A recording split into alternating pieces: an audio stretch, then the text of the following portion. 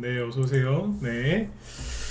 예, 추석 연휴가 좀 길었죠, 그죠? 6일이었는데 아무튼 잘 쉬셨는지 모르겠습니다. 아무튼 네, 저 추석 연휴 이제 잘 마치셨고 오늘 이제 주식시장이 이제 개장을 했는데 좀 뭐예요? 좀 좋은 소식들을 많이 전해드려야 되는데 오늘 뭐 잘 아시는 것처럼 이제 주식시장이 완전히 폭락을 했죠, 그죠? 그래서 오늘 이거 폭락 정도라는 표현이 부족할 정도로 완전히 뭐 거의 실신을 했거든요. 그래서 이게 왜 이렇게 오늘 이런 일이 벌어졌는지 그리고 또 이런 일에 대해서 어떻게 대처를 하셔야 될지 멘탈을 어떻게 잡으면 좋을지에 대해서 쭉 말씀을 드리도록 하겠습니다. 네, 뭐 자주 겪는 일이죠, 그렇죠? 이거는 조정이 아니라 또 투매인데 투매는 뭐 금방 회복이 되긴 해요. 근데 늘 회복이 금방 또 되긴 하는데 막상 또 이런 일을 겪으면 또 되게 힘드시죠, 맞죠, 그죠?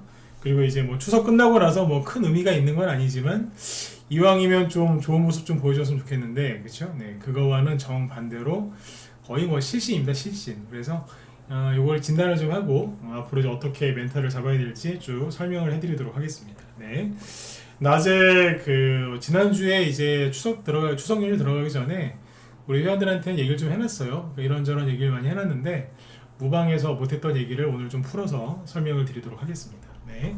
시간이 지금 많지 않을 것 같으니까 이제 빨리빨리 이제 본론으로 들어갈게요. 자,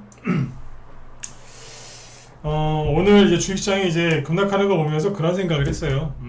추석 연휴가 6일 동안 푹 쉬었는데 오랫동안 쉰 게 잘 됐다. 네, 나눠서 떨어지느니 그냥 한 방에 떨어지는 것도 괜찮겠구나. 그런 생각이 들 정도로 오늘 좀 심했죠.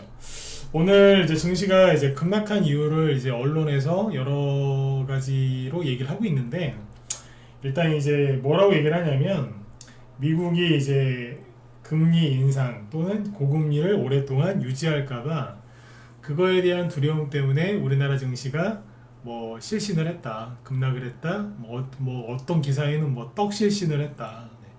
뭐 그렇게까지 아주 그냥 대놓고 표현을 했더군요. 뭐 공감합니다. 네, 그런 표현에는.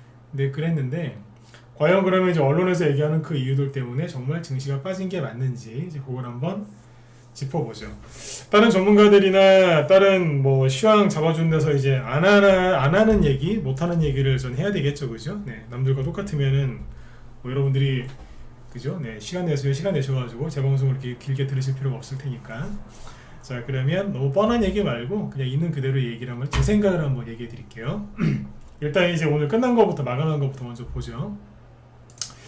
일단 오늘 우리나라 코스피 지수는 2% 넘게 급락을 했고요. 자, 이만큼 빠졌어요. 마이너스 2.4%. 9월 15일부터 한 보름 정도 이렇게 쭉, 네, 진짜 무슨 줄 잡아 당기듯이 쭉 끌어내렸어요. 자, 그 다음에 코스닥 지수는 오늘 더 많이 빠졌죠. 4%. 딱 4% 급락을 했는데 잘 아시겠지만 2차 전지 때문에 그렇습니다. 물론 이제 여러 가지 이유가 있지만 가장 큰 원인 중에 하나인데 그 얘기는 뒤에서 하도록 하고요. 네, 2차 전지 몰락에 대해서 얘기를 하겠지만 그건 뒤에서 얘기할 겁니다. 네. 일단 지수 흐름을 잡아야 되니까. 자, 오늘 많이 빠졌죠. 근데 이게 미국이 그러면 우리 추석 연휴 동안에 미국 증시가 이제 고금리 금리 인상 이것 때문에 많이 빠져서 우리나라도 이렇게 하루 만에 많이 빠진 것이냐? 결론부터 얘기하면 아닙니다. 네, 지금 뭐 그렇게들 많이 이해를 하시는데 아니에요. 자, 보세요. 지금 중요한 거는 이제 미국의 나스닥 지수가 중요하잖아요. 자, 나스닥 지수가 우리 추석 연휴 들어가기 전에 여기였어요. 이날. 네. 그리고 그때 종가랑 어젯밤에 미국 나스닥 지수 종가가 똑같습니다. 즉 우리가 6일 동안 편안하게 푹 쉬는 동안 미국이 따로 특별하게 급락한 거는 없습니다. 그렇죠? 예, 특별하게 급락한 거 없고요. 그냥 조금 올라오다가 말았어요. 예. 우리나라 오늘 너무 민감하게 반응한 거 아니에요? 다우지수는 뭐 여기도 특별하게 빠진 게 없다가 그냥 어젯밤에 1% 정도 하락한 거예요. 근데 우리나라가 이렇게 민감하게 반응할 필요가 있었느냐 이거죠. 그 다음에 뭐 미국의 이제 뭐 금리가 뭐 많이 올라가서 그렇다는 얘기를 많이 하죠. 국채 금리가 급등을 해서 우리나라 증시가 패닉에 빠진 거다라고 얘기를 하는데 좋아요. 자, 금리를 봅시다. 오늘 그 주요 이슈가 이거였죠, 그죠? 네, 미국의 국채 금리가 자꾸 올라가서 큰일이다 그래요. 자, 있습니다. 이게 10년물 국채금리인데 10년물 국채금리가 언제부터 이제 슬슬 올라가기 시작했냐면 9월 15일 이후, 아까 우리나라 증시가 9월 15일 이후에 하락을 하기 시작했다 그랬죠, 그죠? 9월 15일 이후가 여기입니다.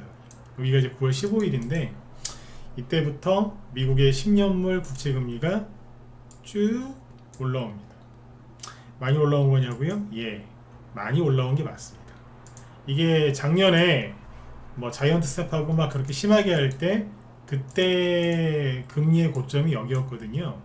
그러고 나서 여기를 뚫지를 못하고 있었는데 최근에 8월 달에 여기를 살짝 넘겼다가 다시 들어갔다가 9월 15일 이후부터 미국의 10년물 국채금리가 쭉 오르기 시작하면서 문제가 됐었죠. 그러니까 이미 이 10년물짜리 미국의 국채금리는 8월부터 오르고 있었어요. 이미 2달 전부터 오르고 있었거든요. 네, 이미 오르고 있었어요. 근데 왜 이제 와서 이게 다 이것 때문이다라고 얘기를 하냐 이거죠.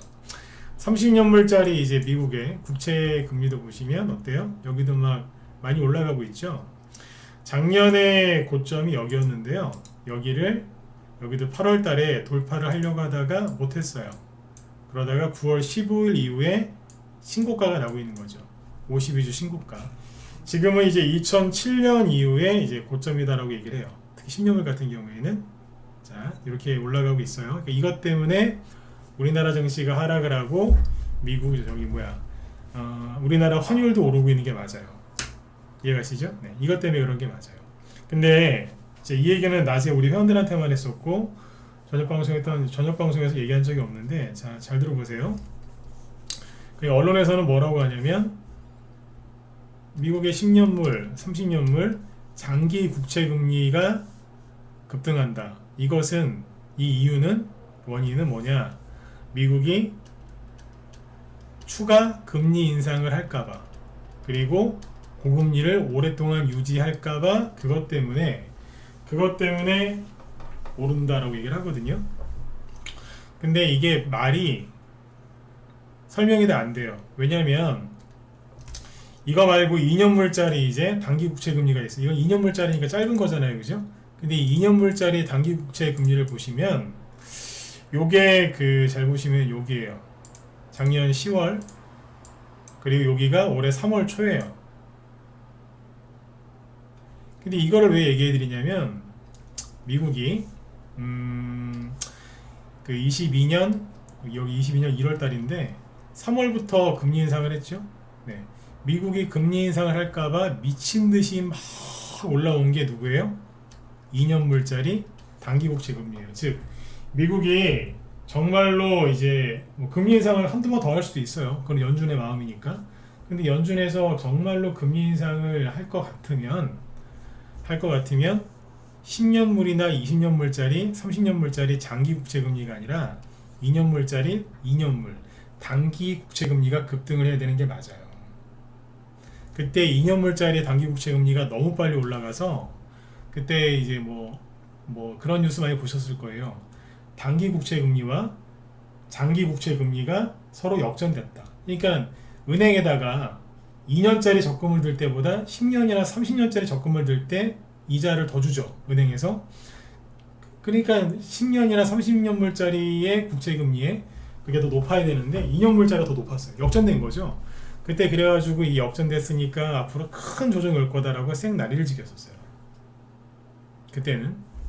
근데 지금은 거꾸로 10년물이나 30년물짜리가 올라가거든요. 그러면 그 논리대로 하면 말이 바뀌어야 되는 거 아니에요? 아, 드디어 비정상이 정상화가 되고 있으니까 괜찮습니다 라고 얘기를 해줘야 되는데 또 이제 2년물짜리 2년물짜리는 거의 안 올라가요.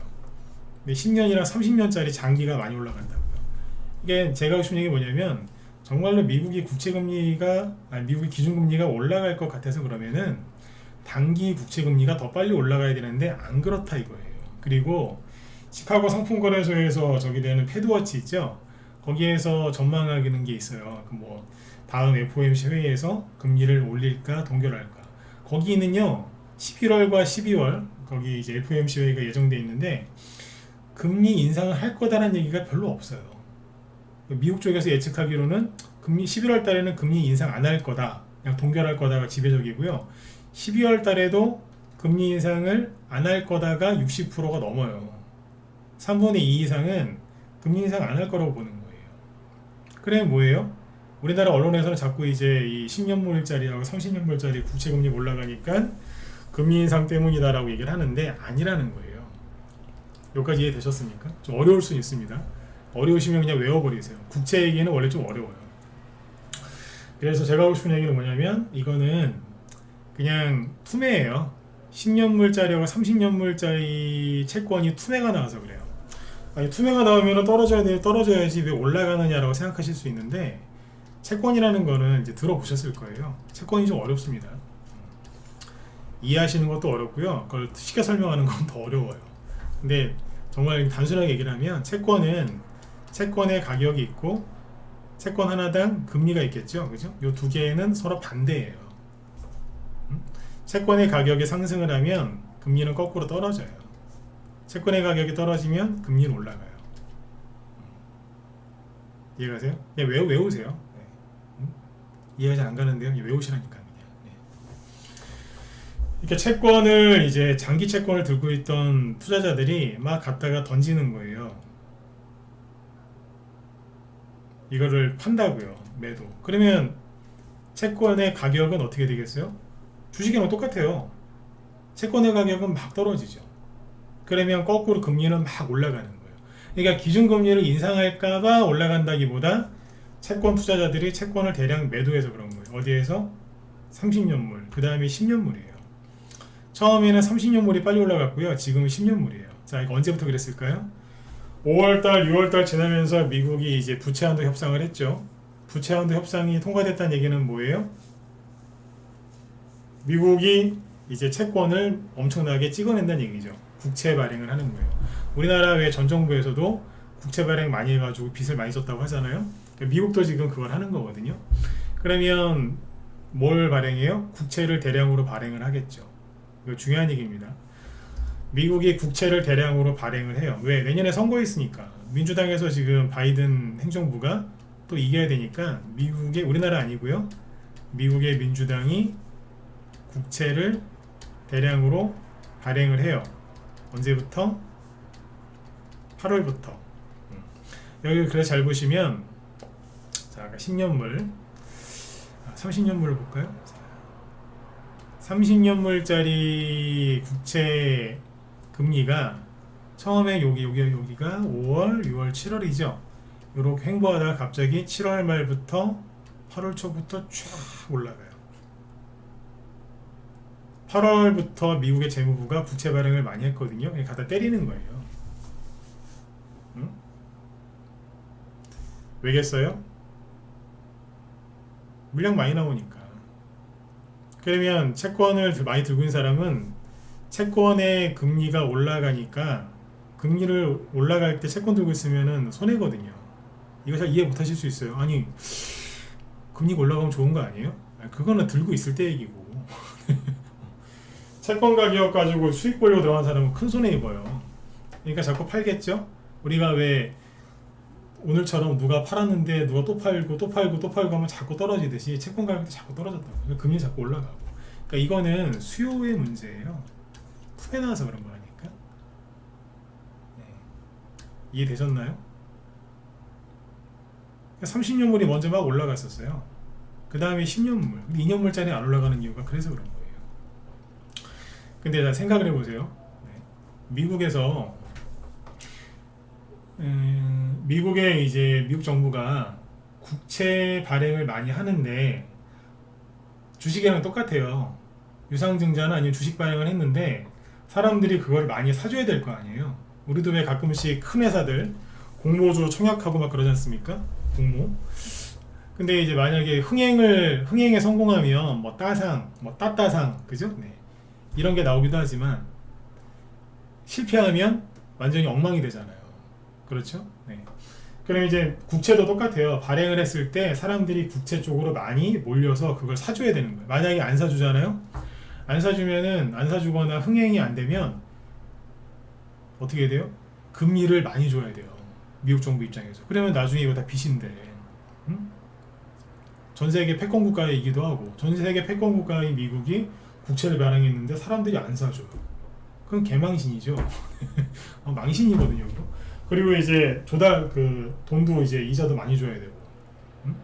그러니까 국채를 발행했을 때 국채를 사게 만들어야죠. 그래야지 내년에 미국의 대선이 있는데 거기서 이길 거 아니에요. 그럼 어떻게 하겠어요? 채권을 사게 만들어야지. 미국에서 발행하는 화폐 달러와 미국의 국채는 대표적인 안전자산으로 꼽히죠. 사람들이 안전자산으로 몰리게 하려면 어떻게 해야 되나요? 사람들이 안전자산으로 몰리게 하려면 간단하죠. 위험자산을 더 위험스럽게 여기게 하면 돼요. 여기까지 이해되셨으면 7번 찍어주시고. 이해가시나요? 위험한 거를 더 위험하게. 그 위험한 게 뭐예요? 주식, 그 다음에 비트코인 뭐 이런 거잖아요. 그죠? 이게 대표적인 위험자산이잖아요. 네. 이쪽을 이제 괴롭히는 거예요. 이해가세요? 네. 이쪽을 괴롭히는 거예요. 그 돈이 어디로 와요? 그렇죠. 네. 국채로 오는 거지. 네. 국채로 몰리게끔 하는 거예요. 지금. 이런 얘기를 해드리면 좀 좋아하셔야 되는데 이런 얘기가 어려울 수도 있어요. 근데 아셔야 돼요. 돌아가는 분위기를 잘 보시면 뭐예요? 네, 미국 국채를 사게 만드는 거예요. 돌아가는 분위기가. 그리고 미국의 국채를 사게 만드니까 뭐예요? 달러가 올라가잖아요. 그러니까 뭔가를 팔아가지고 달러를 산다는 얘기예요. 달러 사서 뭐 하는데? 상당 부분 이제 국채를 살 수 있는 거죠. 왜 갑자기 멀쩡하던 증시가 막 흔들릴까요? 미국이 금리 인상 해봤자 얼마나 더 하겠으며 할지 안 할지도 모르는데. 그리고 왜 10년물하고 30년물 금리 올라가는 거는 얘기하고 2년물짜리 안 올라가는 거 왜 얘기 안 하냐고 언론에서. 이해가세요? 네. 그리고 이제 뭐예요? 기름값 폭등시키고. 이상하잖아요. 딱 미국이 이제 국채를 발행한다고 할 때부터 국제효과가 띄고요. 국제효과가 띄면 어떤 효과가 있어요? 인플레이션 안 잡힌다.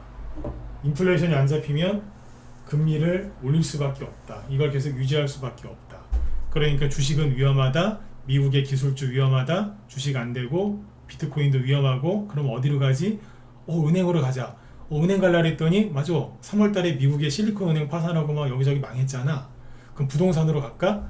부동산을 갈라 했더니 미국의 뭐 상업부동산이 조만간 망할 거란 얘기 나오고. 이상하잖아요. 그러더니 갑자기, 근데 그거 실제로 맞아요. 위험하긴 해요. 근데 갑자기 이제 그때부터 언제예요? 8월 미국이 국채 발행을 막 할 때쯤부터 갑자기 중국의 부동산이 뭐 망한다는 거예요. 또 의심을 가지시라니까요. 왜 8월쯤이잖아요. 그 벽개원 컨츄리가든 비고 위안 이거 세 개 다 같은 이름인데. 요즘에 어때요? 조용하죠? 조용해요. 왜 그런데? 그죠? 갑자기 조용하다니까요? 그러니까 사람들이 돈 갈 데가 있어요? 없어요? 없어요. 최근에 비트코인 시세 어떤 줄 아세요? 차라리 주식을 하는 게 행복하다는 거를 내가 보여드릴게요. 그래도 코인 같은 거 하면 낫지 않을까요? 낫긴 뭐가 나요. 여기는 차트 나중에 보여드릴게요. 네. 여기 엉망진창이에요 지금. 아수라장이라니까요. 여기도. 네? 심각해요 여기도 지금. 그러니까 이제 돈이 갈 데가 없어. 어디로 가요? 안전한 데로 가야죠. 앞으로 금리를 계속 높게 유지할 것 같아요. 그럼 주식시장이 계속 안 되겠네? 이런 생각을 할 거 아니에요. 부동산도 당연히 안 되겠네? 요즘에 오늘 우리나라 개미들이 가장 힘들었던 것 중에 하나가 뭐냐면 미국의 주택담보대출 금리가 8%까지 올라갔대요. 8%까지? 우리나라인가? 네, 아무튼 뭐. 그러니까 막 시끄러운 거예요 지금. 미국도 시끄럽고 우리나라도 시끄럽고 지금. 미국이다 미국. 네. 우리나라도 마찬가지로 올라가지 않겠어요? 그러니까 이제 전 정권에서 이제 그 집값 많이 올라갔을 때, 그죠? 네. 이러다 안 되겠다 싶어서 이제 뒤늦게라도 집을 사신 분들 빚내가지고 빚을 많이 내갖고 집 사신 분들이 지금 미치는 거예요 지금.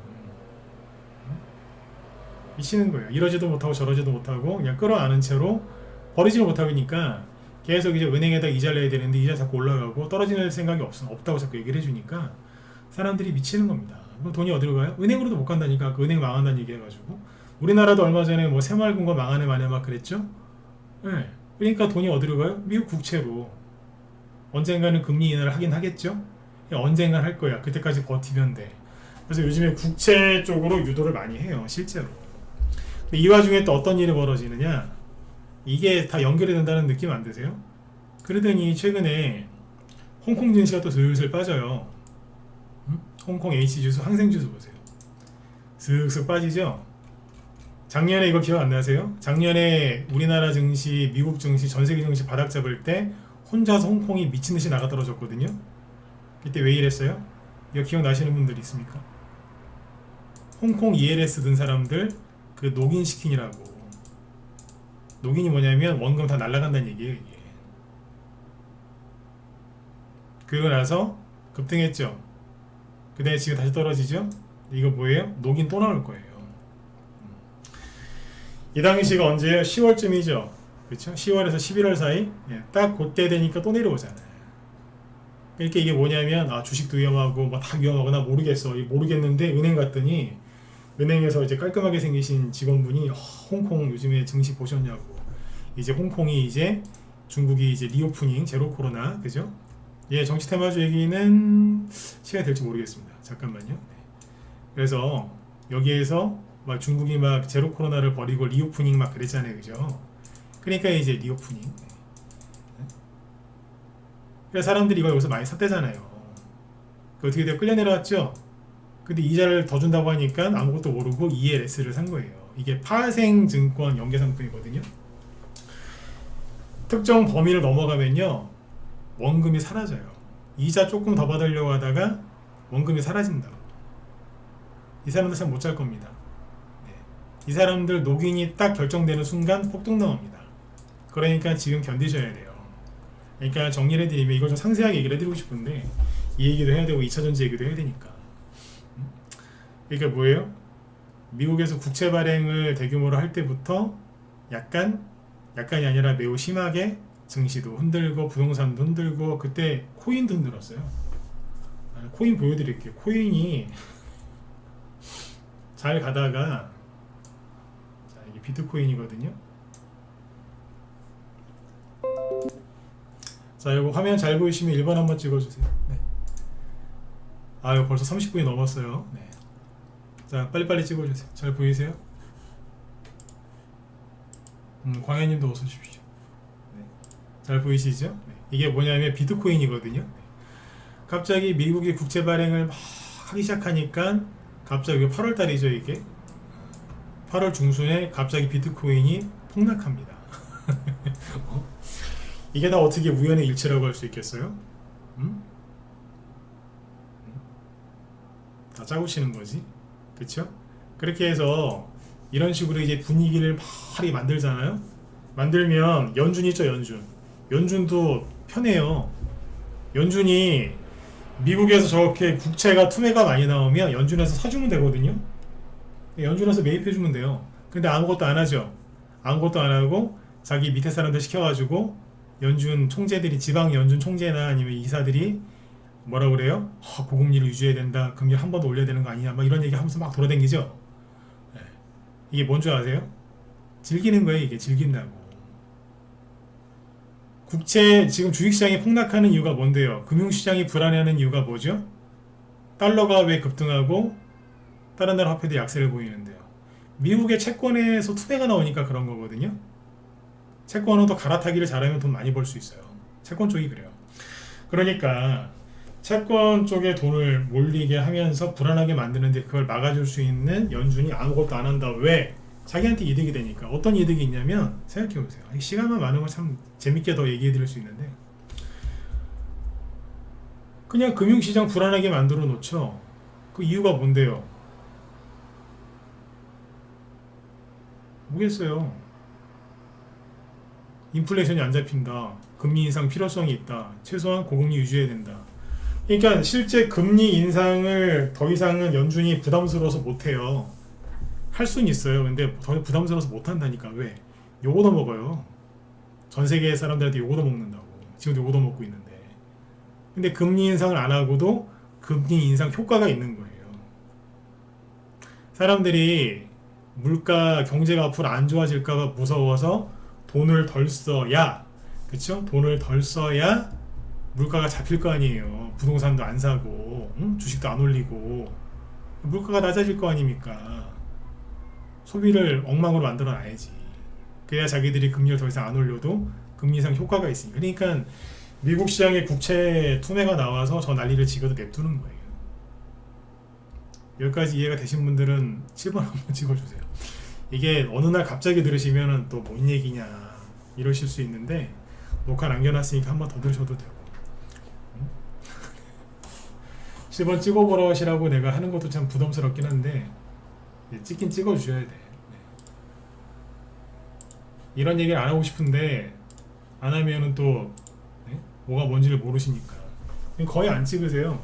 왜 안 찍으실까요? 잘 모르니까. 몰라도 괜찮은데 제가 그러잖아요. 이해 못해도 상관없다. 근데 외우라고. 이거 말고 얘기 더 있어요.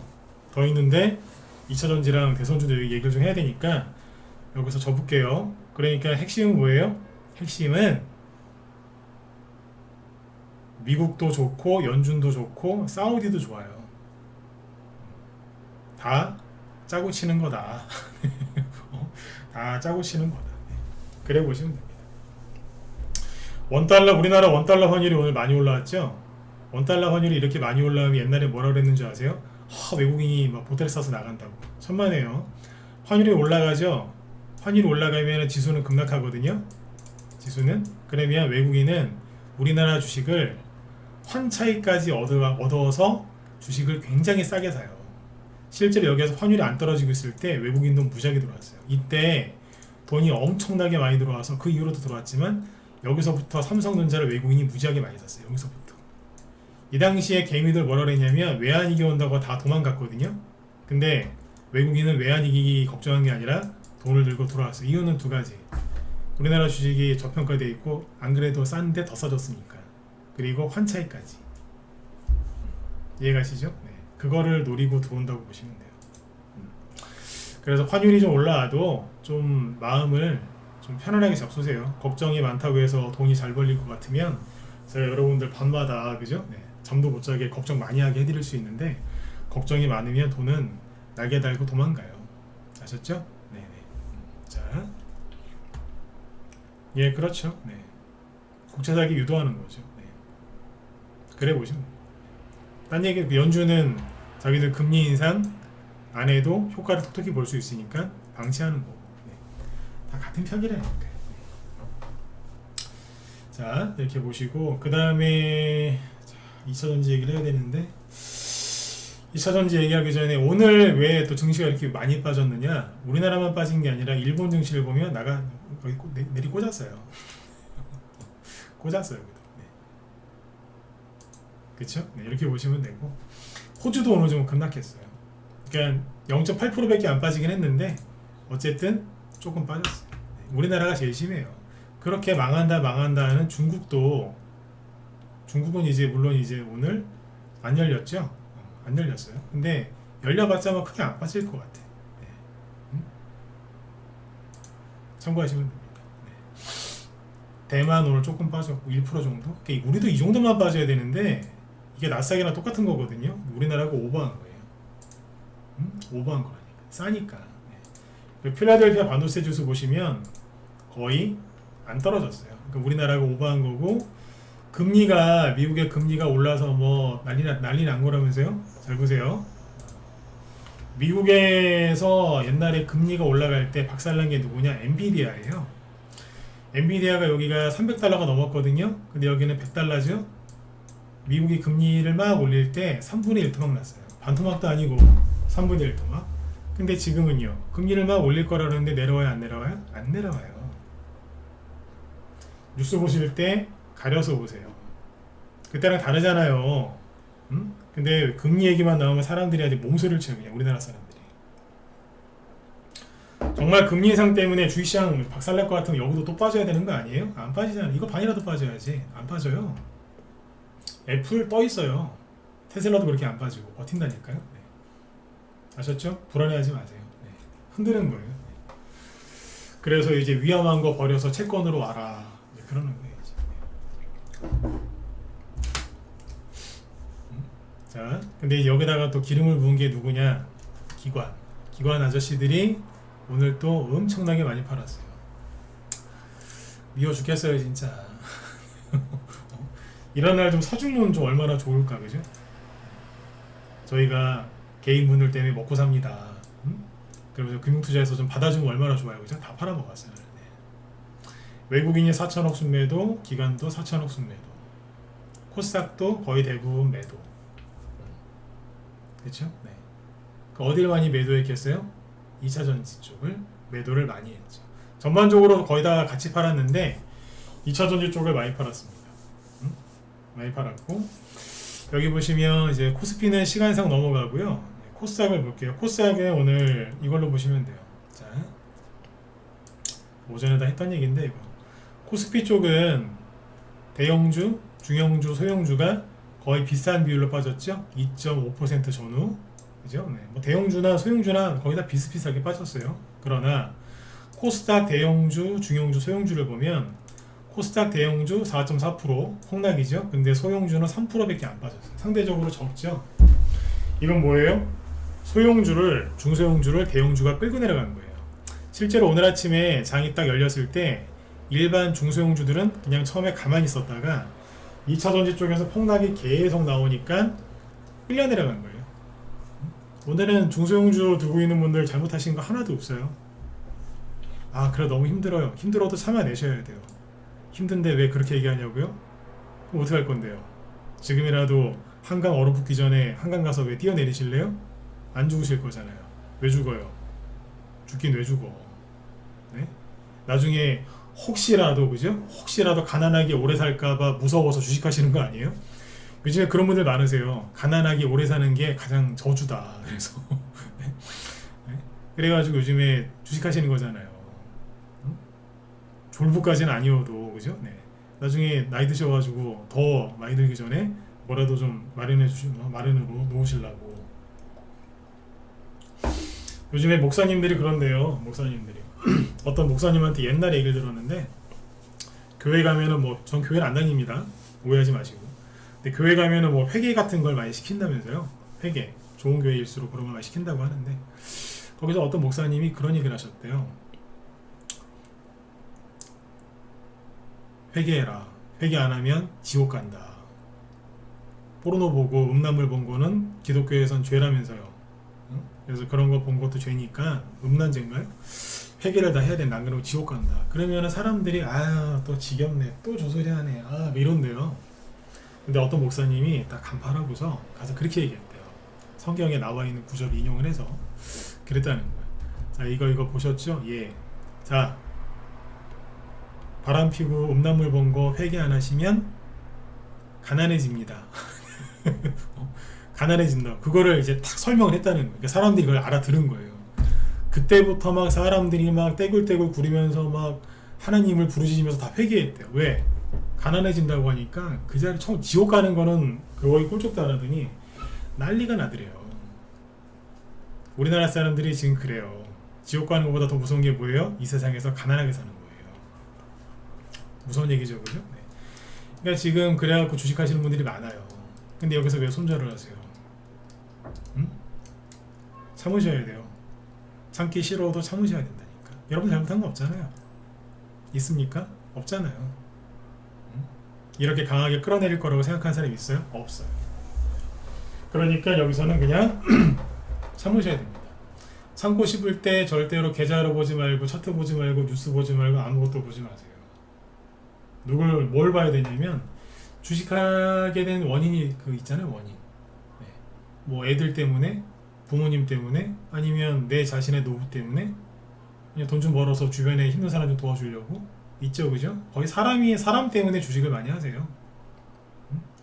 그러면 그 사람들 얼굴 쳐다보면서 참으세요. 아셨죠? 자꾸 주식 보고 저 유튜브 경제방송 그만 보시고. 제가 저번에 웃으면서 그런 얘기 했잖아요. 저는 힘들 때 영화를 가끔씩 보는데 SF 영화 본다고. 왜? 거긴 주식 얘기가 안 나오거든. 네. 거긴 주식시장 얘기가 안 나와요. 그런 얘기 안 나와요. 그래서 SF 본다고. 뭐 예를 들어 뭐 스타트랙 이런 거 그런 얘기 안 나옵니다. 외계인만 나오지. 시선을 자꾸 딴 데로 돌리셔서 이겨내셔야 돼요. 이제 그러려면 정확하게 이해해야 될 거 아니에요, 그죠? 네. 이해를 지금 시켜드리는 거죠. 대선주 얘기는 시간상 못할 것 같고 2차전지 얘기 해드리고 내일은 대선주 얘기 좀 해드릴게요. 네. 여기 보시면 코스닥은 그러니까 중소형주는 대형주 때문에 강제로 끌려 내려간 거예요. 얘네 아니었으면 오늘 한 1% 정도 빠졌을까? 네. 코스닥 지수 1% 빠졌다고 해서 종목들이 폭락하는 거 아니지 않습니까? 그럼 누가 빠졌냐? 자, 코스닥 쪽에서 하락률 상위 업종을 보시면 돼요. 누구예요? 코스닥 150 레버리지는 됐고, 이거는 이제 뭐 지수 떨어진 거에 2배니까 이거 됐고, 여기 보시면 일반 업종이 딱 2개가 보이죠? 누구? 금융, 일반 전기전자 각각 7.4, 얘는 6.0. 이게 폭락을 했거든요. 누굴까요? 금융.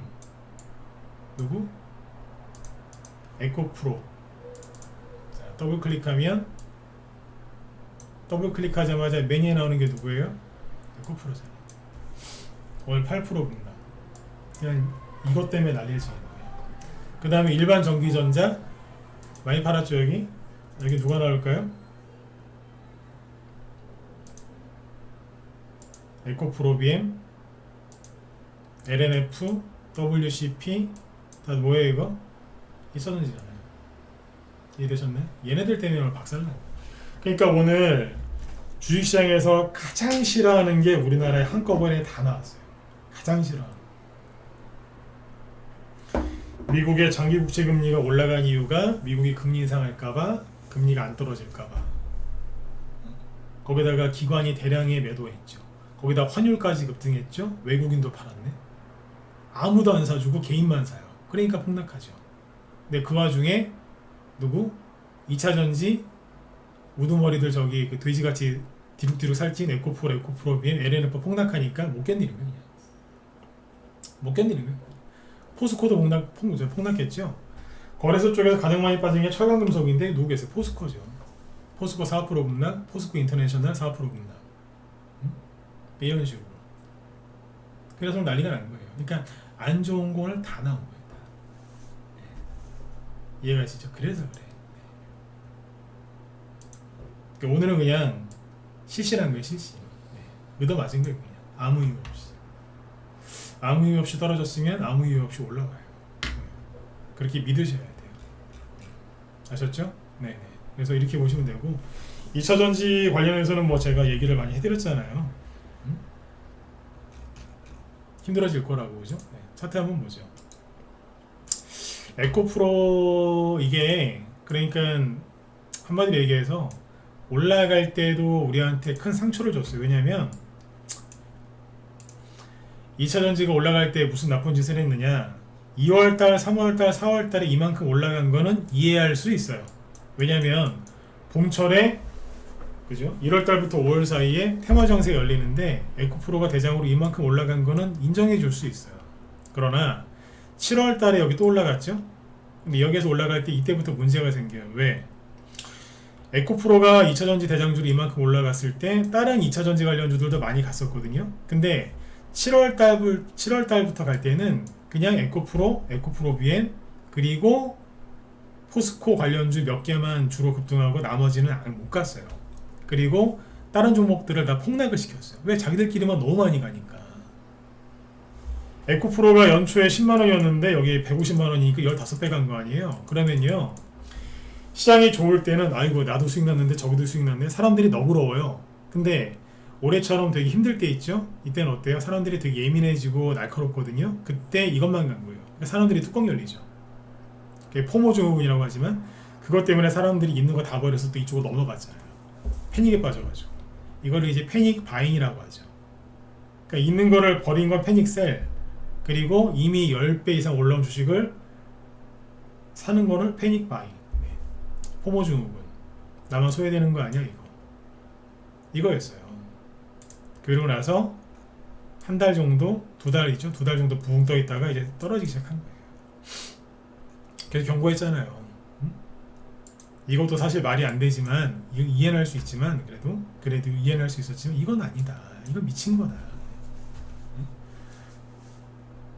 그리고 이런 식으로 운봉 맞고 떨어질 때는 들어가는 거 아니다 그랬죠. 근데 여기 중간에 보시면 자, 에코프로 여기를 보세요. 에코프로의 요 지점을 보면은 주가가 이렇게 떨어지고 캔들이 작아지면은 거래량이 계속해서 줄어들어야 되는 게 맞죠. 근데 여기에서 캔들이 굉장히 작죠. 근데 거래가 거꾸로 늘어납니다. 그러니까 사람들이 여기서 물타기를 꽤나 많이 했다는 거예요. 실제로 개미들이 여기서 물타기 엄청나게 많이 했습니다. 낙폭에 따른 반등을 노리고 들어온 사람들 많고. 왜 그랬냐면 고점이 대충 150만원이죠. 여기는 90만원이거든요. 그래 고점 대비 얼마 떨어졌어요? 딱 40%. 고점 대비 40% 떨어지면 반등이 세게 나온다라는 거를 사람들이 많이 알아요. 그래서 여기서 이게 늘어난 거예요. 제가 평상시에는 종목 토론방 절대 들어가지 말아라. 거기 쓰레기통이다. 그렇게 얘기를 하는데 저도 안 들어가요. 근데 1년에 한두 번 들어갈 때가 있어요. 이럴 때. 에코프로 아까 종목 토론방 들어갔더니 아수라장입니다. 아수라장. 1분에 글이 수십 개가 올라요. 수십 개가. 아수라장이에요. 지옥이에요. 지옥. 왜 그러겠어요. 여기서 무지하게 많이 샀다는 거예요. 누가? 개미들이 물타기를 했건 뭐 낙폭에 따른 반등을 노렸건. 그러니까 두들겨 패는 거예요. 마이너스 8%죠. 이런 식으로 된 거예요. 여기도 여기처럼 이렇게 눌렀을 때는 거래가 확 줄었지 않습니까? 그렇죠. 근데 최근에 안 그랬던 거예요. 늘어났던 거예요.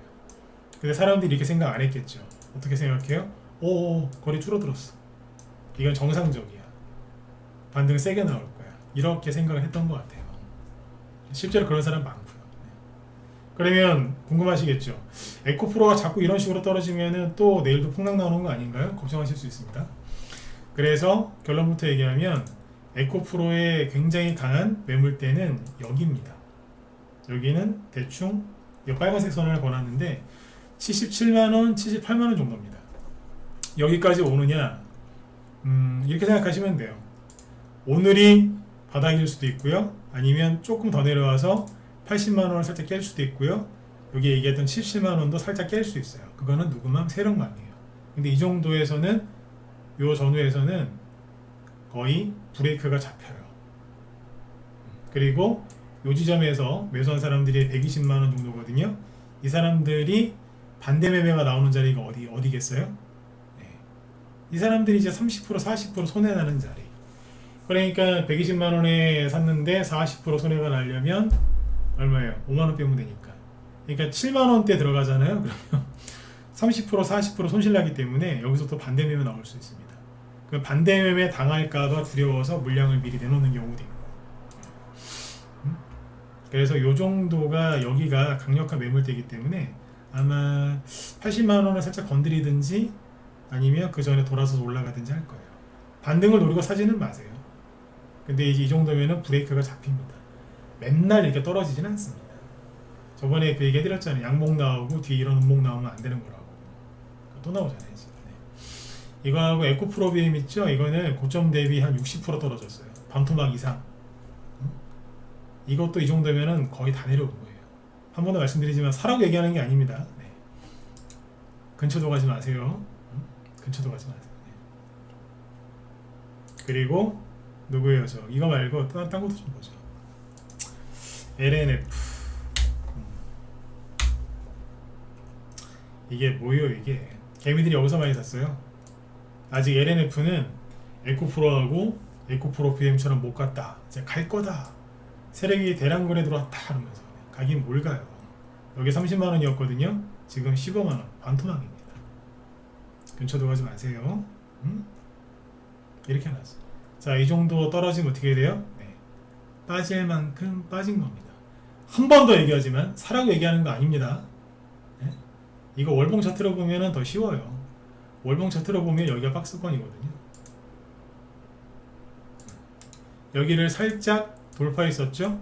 오버슈팅 돌파하려다가 실패했죠? 이게 7월달. 그 지금 뭐예요? 자, 슬쩍 깼죠? 그럼 뭐예요? 언더슈팅 과매도권입니다. 그러면 브레이크가 슬슬 잡힙니다. 네, 그래 보시면 돼요. 그리고 이거 말고 코스모화학이랑 코스모 신소재 이런 것도 있거든요. 이거 갖고 있는 분들 많을 텐데 이것도 보시면 고점이 93,000원이죠? 지금 35,000원. 네, 반토막 이상 났죠? 이 정도면 이것도 떨어질 만큼 떨어진 거예요. 이거는 계산을 여기서부터 놔야 될 거예요. 여기서 돈 돌았었죠. 7월 달에. 에코프로하고 에코프로비에 많이 가니까 이것도 갈 거다. 그래서 사람들이 많이 샀는데 여기가 6만원 되거든요. 66,000원인가 그래요. 65,000원? 그러면 오늘 저점 기준으로 하면 뭐예요? 거의 반토막. 내일 조금만 더 떨어지면 반토막이에요. 여기 기준으로. 그러면 신용 물량 반대 매매 꽤 나올 거고, 그죠? 지금도 나오고 있을 거예요. 네. 그러면 이제 좀 안정을 찾을 겁니다. 코스모화, 코스모 신소재. 고점이 24만원 정도고요. 지금 14만원이니까 반토막 조금 안 되죠? 마이너스 40%? 이 정도면 얼추 브레이크 잡습니다. 코스모화학이나 코스모 신소재가 그렇게 나쁜 회사가 아닙니다. 이해가시죠? 그렇게 나쁜 회사는 아니에요. 이 정도면은, 그러니까 이것도 사지 마세요. 또 오해하고 막 사실까봐. 아셨죠? 네. 이렇게 보시면 되겠고, 그리고 잠깐만요. 대주전자재료. 이것도 이 정도면은 원래 자리로 돌아왔기 때문에 할 만큼 다 했어요. 그리고 선보, 이 불쌍한 친구. 이것도 아유, 뭡니까 이거. 네. 이 회사에서 약간 좀 실적이 문제가 좀 있죠. 네. 투명화 과하게 나왔는데 이것도 너무 지나칩니다. 심하죠. 네. 그리고 LG 에너지 솔루션. 이것도 좀 하락이 좀 과해요. LG 에너지 솔루션이 나쁜 회사는 아니지 않습니까? 이런 거는 이제 일봉 차트로 보시면 이제 시간이 없어서 강의를 못 해드리겠는데 막 이제 횡보하다가 본격적으로 하락을 시작하는 것 같죠? 일봉 차트로 보면 그렇게 보이는데 주봉이나 특히 월봉 차트를 보면 뭐냐면 떨어지는 건 다 떨어지는 거예요. 사람들은 여기만 봐요. 아, 횡보하다가 떨어지네요 이제 막 이러는데 그 밑에 처음에 상장하고 나서 꾹 눌러놨죠? 여기 박스권이 있거든요. 여기가 이렇게 뭐예요? 강력한 지지선이에요. 지지하는 매물대가 밑에 있다고요. 그럼 뭐예요? 예, 떨어질 만큼 떨어진 겁니다. 이제 브레이크가 잡히겠죠? 네. 그리고 오늘 삼성전자 끝날 때 어떻게 끝났는지 아세요?